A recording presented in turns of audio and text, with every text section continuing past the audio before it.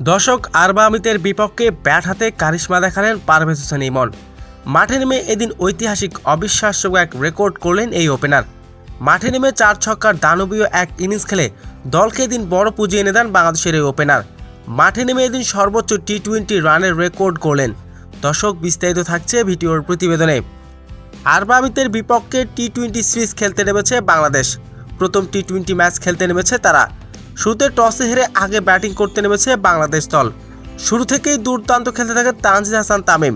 পারভেজ হোসেন ইমনকে নিয়ে এদিন দুর্দান্ত এক ইনিংস উপহার দিতে থাকেন। তবে 13 রানের মাথায় প্যাভিলিয়নে ফিরে যান তানজিদ হাসান তামিম। এরপর লিটনকে নিয়ে লম্বা জুটিও করতে পারেনি পারভেজ হোসেন ইমন। পারভেজ হোসেন ইমন এদিন 4 ছক্কার দানবীয় এক ইনিংস খেলেন। অন্যদিকে উইকেটে একাই দাঁড়িয়েছিলেন তিনি। আর এদিক একের পর এক উইকেট হারাতে থাকে বাংলাদেশ। তবে পারভেজ হোসেন ইমন নিজেই এদিন দেখিয়েছেন ব্যাট হাতে তার কারিশমা। 4 ছক্কার দানবীয় এক ইনিংস খেলেন পারভেজ হোসেন ইমন। এদিন মাত্র 54 বলে 100 রানের বিধ্বংসী এক ইনিংস খেলে দলকে এদিন বড় পুঁজি এনে দেন। টি-20তে সর্বোচ্চ সেঞ্চুরির রেকর্ড করলেন এই ওপেনার।